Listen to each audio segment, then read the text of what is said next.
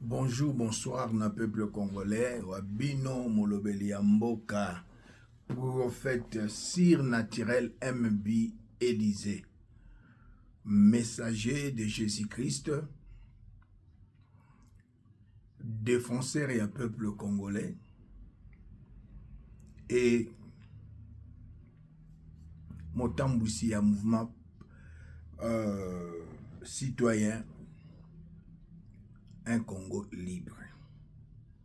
Nazana makambo mibale ndenge nasila ko annoncer yambo naloba yango nazana eloko mosu ya litomba ya koloba sur mon fils le ministre de la justice Mutamba. Peuple congolais naloba makambo ya lokuta te pona mosali na nzambe ya solo.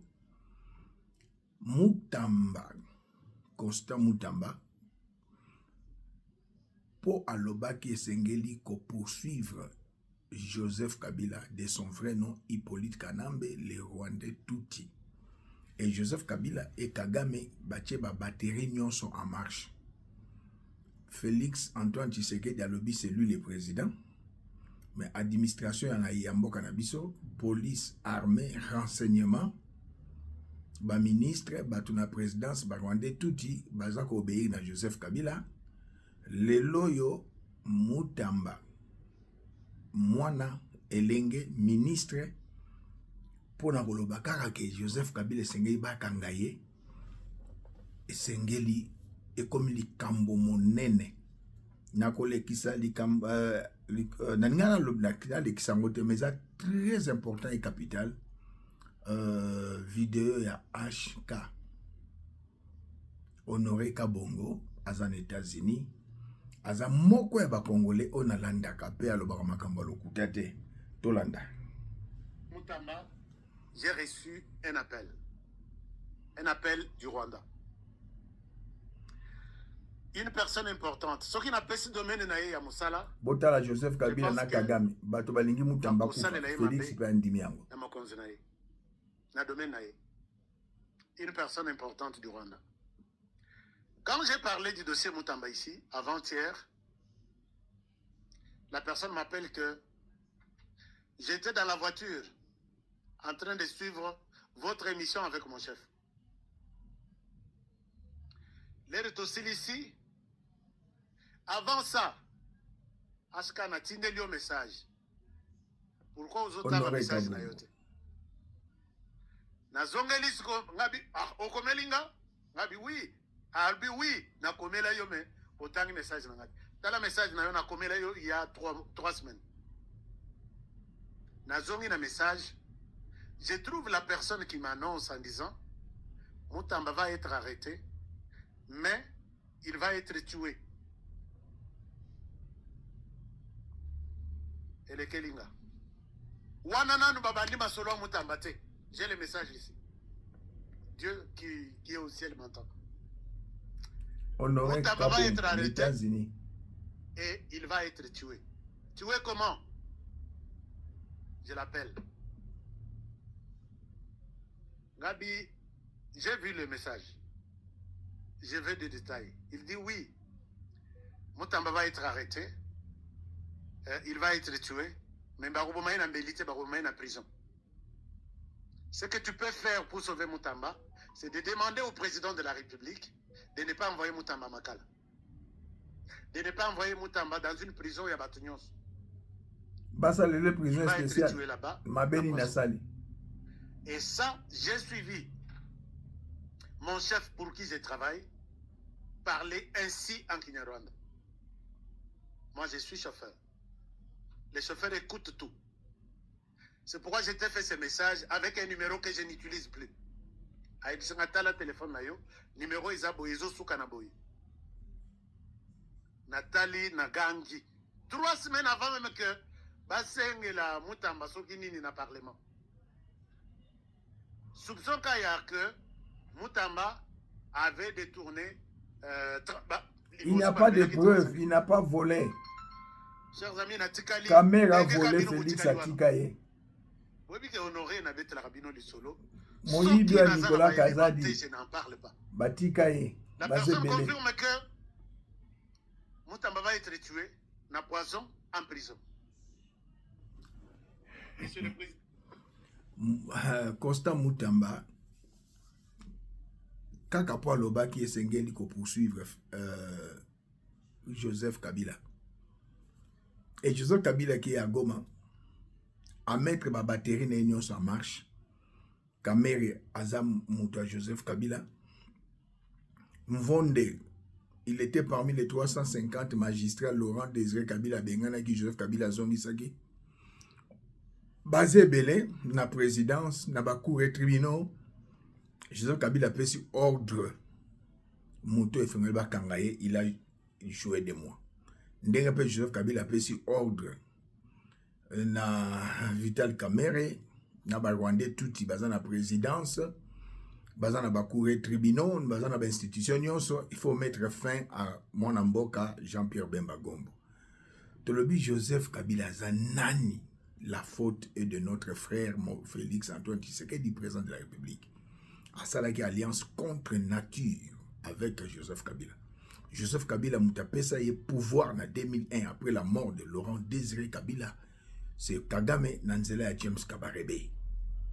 Et Joseph Kabila, en 2018, il n'y avait pas des élections. Et Zalaki, Babousso, Babasalaki, manipulé, électeurs. Joseph Kabila avec Kagame, ça Joseph Laurent, notre frère Félix, c'est pouvoir. Et les lots, ceux qui les lots, les Camboya, Joseph Kabila, c'est la faute de qui? De notre frère, le président de la République. Alors, les lots Moutamba, Azo, Vinaïza en danger, Bolandi Ashka, Naloba Kiango, Mouta Akangisi, Moutamba, c'est Joseph Kabila. Vous comprenez? Réfléchissez, peuple congolais. Mawa, Nzamba Sunga Mwana, abatte la ministre de la Justice. Ba miyibi, bazali le roi ba kamere. Bango nyonso batondi na président wa meso. Topenka bongo liste est tellement longue. Oso ki ba yibi ba kaboli na président. Pour le président ne vole pas, on vole pour lui. Alingine yango, pour l'ongola rabato angote, qui ne dit mot consent.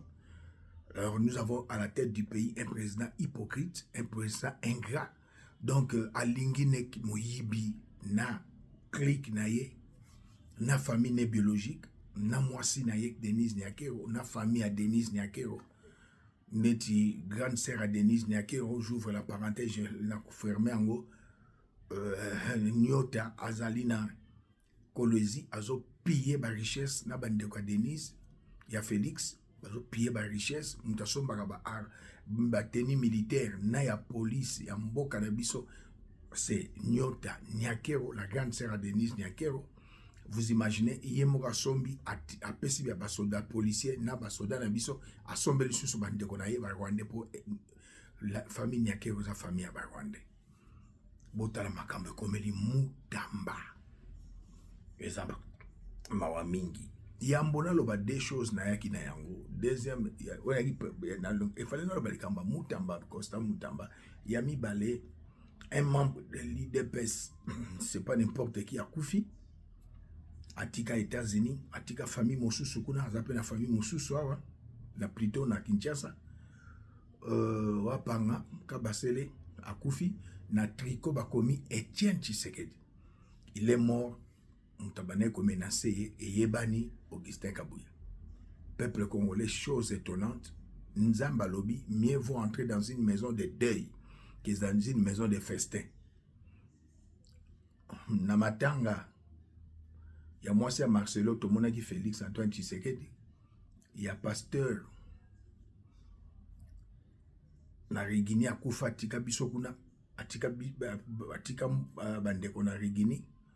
Église Arigini Monene, pasteur Akoufa, Tomona Denise Nyakero, na Félix Antoine Tshisekedi, membre ya IDPS Akoufi, na tricot bakomi Etienne Tshisekedi, l'épouse, le papa Etienne Tshisekedi, Marthe Ayete, Félix Ayete, Denise Nyakero Ayete, ba Christian Tshisekedi, ba Ayete, peuple congolais, ils ont le belabine le côté. Ils ont le belabine le côté. Mais Félix, ba fête, bafete me matanga oyo esengelaki IDPS azozela na cinquantenaire po aya na Denis Nyakero koseka po matanga ekoma esika ya koseka mawa mingi. Problème mosusu ya koti na problème ya mibale mpona sukisa naza molai te. Accord de la honte. Je vais vous l'expliquer maintenant. Le 27 juin, il y aura aux États-Unis accord de la honte entre la RDC et le Rwanda. Accord de la paix. Après la Deuxième Guerre mondiale, Allemagne, la Deuxième Guerre mondiale avec Hitler, Babotolaki France, Basalaki Bakoyekosala, Babomi Batu. Mais tant que après la Deuxième Guerre mondiale, il ne peut y avoir la justice que s'il y a réparation. L'Allemagne a reconnu Babouzo Basala na France, puis il y a eu réparation. Bayokana Lelo. Mais Oyo, le voleur de nos minéraux, Rwanda, d'accord, il a commis partenaire, le bourreau de nos victimes a commis qu'on transformer, ici la transformation ba minéraux na biso na Rwanda. C'est l'accord de la honte. Mboka ekei kuluto Rwanda zalaki na raison. Oezali balkanisation artificielle, balkanisation intelligente. Tina Salama Zokosa, il n'y aura pas dialogue. Tina Salama Nasho Kitundu, traître, Moussousou Yewana, il a servi plusieurs années Joseph Kabila. Maintenant, Alinga comme donneur des raisons, des leçons plutôt. Les fanatiques, les tribalistes, les népotisme, parce qu'il était avec l'intelligence voilée, intelligence obscure, corrompue et intelligence voilée, obscurcie, corrompue. Tina Salama Zoko Sabino, Yamutuya Yebakake, à travers cet accord, Mboka Ekei. Les Américains, depuis 96, Bakota et Longona Afdel na mboka na biso. Babanda ko piller ba minéraux na mboka na biso. Apple, au bobenga téléphone iPhone, bazali na Rubaya, baza ko piller mboka na biso, ba richesse na mboka na biso. Na baza na Est les Américains, ba société américaine eza na Rwanda. Basali 30 ans, la société américaine Namboka Nabiso depuis Afdel, 30 ans. Et le Nord Kivu, Sud Kivu, peuple congolais, chaque année, plus de 50 milliards et kotaka.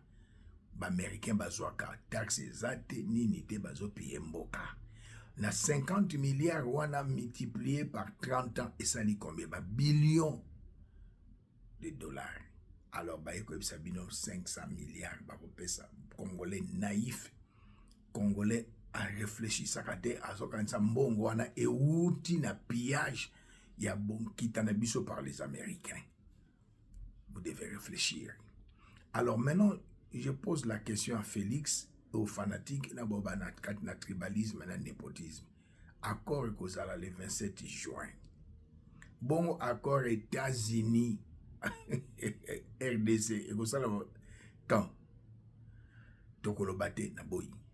D'accord, il y aura brassage, il y aura mixage, raison pour laquelle Basala AFC, raison pour laquelle Joseph Kabila a commis patron, il y a AFC M23, Kagame a se retiré dans la stratégie. Oignon Sotina Salama Zoloba, Nache Okitundu, c'est dit mensonge. Peuple congolais, ils ont accord de la honte.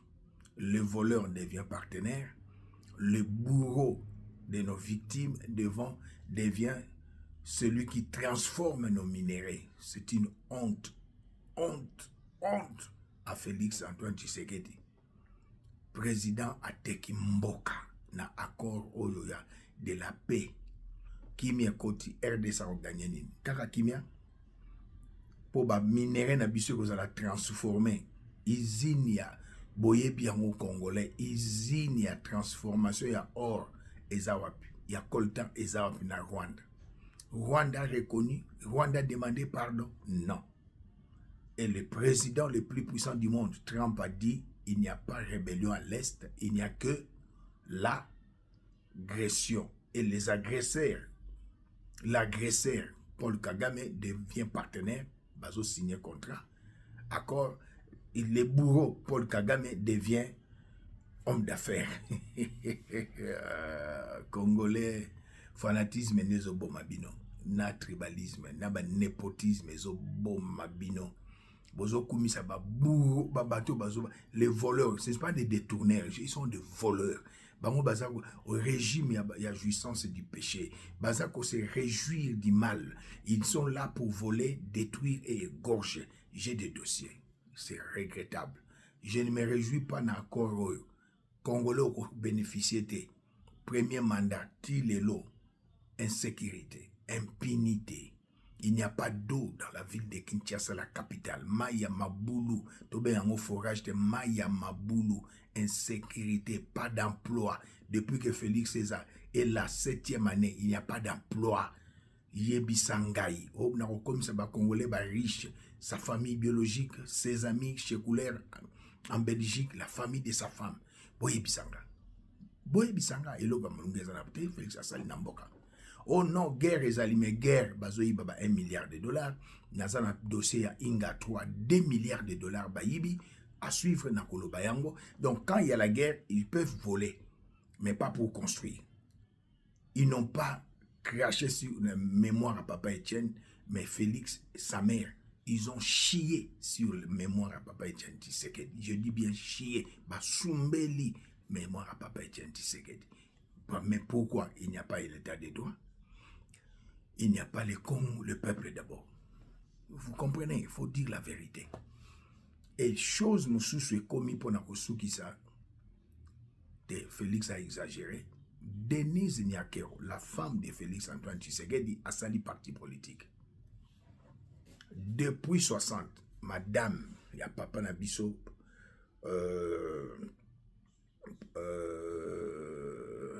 Joseph Kasavubu, paix à son âme, à ça la partie politique était. Maman CC à ça la partie politique était. Maman Bobila Dawa à ça la partie politique était. Olive Lemba à ça la partie politique était. Parti politique où est Bimisi Félix comme président de la République, c'est l'IDPS. Mais comment expliquer Denis Nyakero à ça la partie politique? But à parti politique, il n'y a qu'au briguer plutôt magistrature suprême. Bozo monandeng bazo sakana na bino ba congolais. Denis Nyakero a sali parti politique. Souvenez-vous na bilobela mwanza ya Félix Antoine Tshisekedi, soki na kotika pouvoir na kotika la mwasi alinga tika la mwasi na Denis Nyakero. Mais non, baza ya walungu ba benginga. VK Vital Kamerhe n'est pas des nôtres. Denis Nyakero n'est pas des walungu. Tata mwasi, noko, koko, to ebi bangote. Vital Kamerhe, Denis Nyakero, oba lui bazabata territoire ya walungu. Denis Nyakero 7e année yango, asala l'école, na walungu, asala maternité, na walungu, asala orphelinat, na walungu, asala hôpital plutôt na walungu, asala te. Azwa 300 Rwandais tuti, na Rwanda, atindi bango bakende kotanga. États-Unis. Azwa kaba oyo bakufa na kamwena sapu baluba te. Azwa ba oyo bazaye ba victime bana ba orphelin na mboka oyo na walungu na territoire te. Elle n'est pas de walungu ni Vital Kamerhe.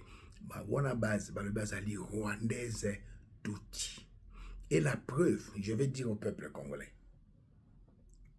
Le jour où président Félix a prêté serment à premier mandat, azalaki na obenga ano bag ano ya mariage azalaki na ngoti ni Denise boyo komona yango tangu mariage ya Vital Kamerhe nanani molonga na ye Amida basvandi na bapoto mbule belé soi-disant babota bana misatu j'assume soi-disant bana misatu Aden bazoni ko salate oui soi-disant bana misatu baye kosala mariage civil.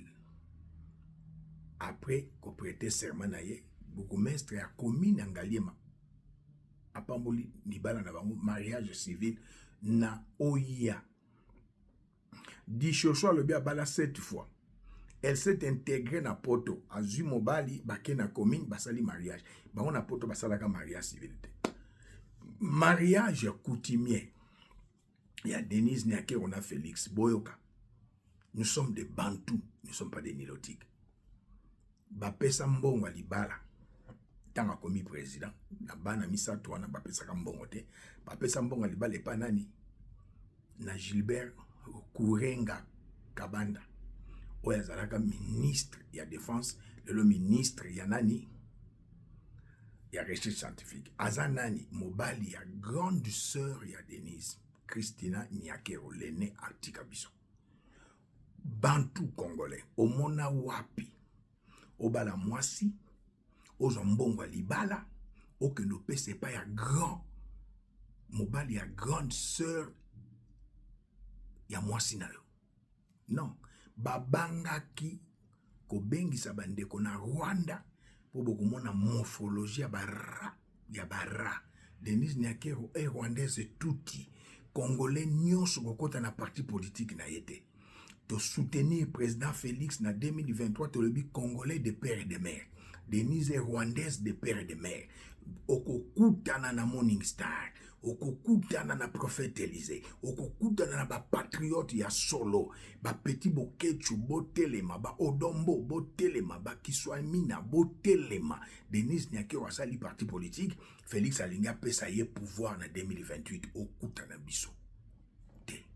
Alors pona yango neti Félix poni Denise a remplacé en 2028 à biso tokobimisa mwana mboka congolaise de père et de mère Gisèle Mpela mwana mongo linga mungalo sepela mongo obala mongo ke lengi o sepela papa ya mino pembe biso candidate na biso na 2028 Denise Ocheli Baya toko cha Gisèle Mpela $1 et kopesa 100,000 Gisèle Mpela zaradisa na parti politique na ye toko soutenir Gisèle Mpela abotela biso Antonella Etienne Tshisekedi Mobimba Feliciane Etienne Tshisekedi Mobimba mama Magdalena alelaka bapekisa ya bana na koko na ye. Donc Gisèle Mpela, prépare-toi, tu seras notre candidate parmi les autres candidats en 2028. Obana kotembola na Antonella obi oyo koko na bino oyo mwana koko ya Etienne Tshisekedi bo bela ako Denise alinga koma Denis akombo ya Gisèle Mpela te okotia libaya rwandaise de père et de mère. Tangela biso 10 membres ya kote tata na yo Denise Niakero. Bazate banda 7 ans yango toka kaka oya za na pouvoir deuxième ton cousin ce qui peut nani bio moko yebi rola kachantale mais so to lobi Gisèle Mpela ata 30 membres à famille côté maman ne bazali côté papa Yoka ata 50 membres baza ben Denise Niakero bozaka bino moka Christian Niakero azako koyiba pétrole côté kamba bois oya yo grande sœur mususu ambassadrice o mususu balingi batindawa bozali ko piller nyota za ko piller minéraux te peuple congolais totalement. Denise Niakero asali parti politique biso toko bimisa pe Gisèle Mpela mwana mungala bala mungala osepela oyo kelengi otali bana boteli Félix photocopie ya Etienne Tshisekedi adeni kutana tinate be misato mususu mawa oyebi nano auto benganga nano tanga yoki sango wana José Makila lobi oza molobeli ya mboka. Je ne suis pas d'accord que cette femme soit candidate d'élection 2028 navanda karaboy nano soit benginga André Kimbuta lobi je ne suis pas d'accord qu'elle soit candidate. Non, elle n'est pas modèle. Ce qu'aujourd'hui Denise Dichocho, aujourd'hui Denise Niakero, baza ndenge moko. Elle n'est pas modèle. So bolingi voilà Kimbuta botala kaka makambo Sandra Loba. À cause de la candidate, d'abord c'est une Rwandaise. Botuna ngam Kimbuta no rebe sabino aza Rwandaise. Soko tie tembe alobi na mosala na nzambe soko tie tembe benga nyoka longo ngabi anyoka longo na kini akoboya ne kondima. Ya biso candidate Gisèle Mpela. Nayebi ke il faut que Marie-Josée il faut que pas kotia libaya mais congolais nyonso pona mémoire ya papa Etienne Tshisekedi na nzela Antonella Tshisekedi mwana Gisèle Mpela toko voter Gisèle Mpela. Denis Nyakero fachi bosali faut calculer Denis Nyakero cause la candidate l'élection 2028 talakaka makambo Sandra Loba makambo mon mosso comment il s'appelle Sylvie Moulumba a témoigné à Beta Tolo. Bozo kata soni te hymne national et beta kate debout congolais à la kate bozo ko se mobali soni te Denis Nyakero malgré na zoseka Gisèle Mpela mwana mwasi ya Mongo de papa Yoka mama Mongo yende candidate Denis Nyakero okoza la candidate te na 2028 jamais na seki oui Gisèle Mpela okoza la candidate na 2028 boka sous changement constitution et aussi matin baboya bamidele bagangela Félix. Alors peuple congolais totalement comme un seul homme empêché Denis Nyakero na parti politique aza rwandaise de père et de mère bon mon kangaka maman Marie na 4h du matin un général se permet au kangama Marie na 8h avec la Bible. On mène à la Bible, nous avons donné sa terre à parole. Est-ce que ça c'est serviteur de Dieu? Il y a des serviteurs de balles, nous avons la Bible, nous sommes la carte. Il y a un cabasel, wampa na kufi. Denis Nyakero, oso kotala na matanga ya wampa okete. Voilà, au sali parti politique, faux calcul. Faux calcul, madame Denis Nyakero, moutako voter azate. Félix Bisoto Télémissi. Gisèle Mpela, candidate. C'est une fille, une femme bien éduquée, bien instruite, bien élevée, discrète. Denis Nyakero alobango pa ya tokole sango ta lobango pa ya Sandra. Moi ça très discrète mais yo. Moi ça vaut vakaboye te boy. Voilà un peu on a ngana kabolo na bino peuple congolais. Par la grâce de Dieu, Trozon a lobby tout le belikamba 2 milliards pouvoir à jouisseur du péché balié pour na inga 3 na baz makamususu baliango toko le bela yango. Donc pour ce que vous devez retenir des choses. Un, c'est accord de la paix, c'est accord de la honte. Congo et Kei. Brassage, mixage, Kosalama Joseph Akozonga, Nanga Rosala Gracier. Deux, Denise Asali, parti politique. Oche Libaya, Bisotokocha, Gisèle Mpela. Ako gagné yo. Ako gagné yo kutu atana walungu bako vote yo te balobosa no Rwandaise. Vital Kamerhe, yewana zwa 3000 ngombe apesa nani James Kabarebe. Pour akoma président ndenge James Kabarebe a commissaire Joseph Kabila président en 2001. Denis Nyakero a 300 Rwandais jeunes attendi bango bazwa formation aux États-Unis batanga avec un passeport congolais. Tokondi mayangote. Toboyi, la lutte continue, la victoire est certaine. À suivre.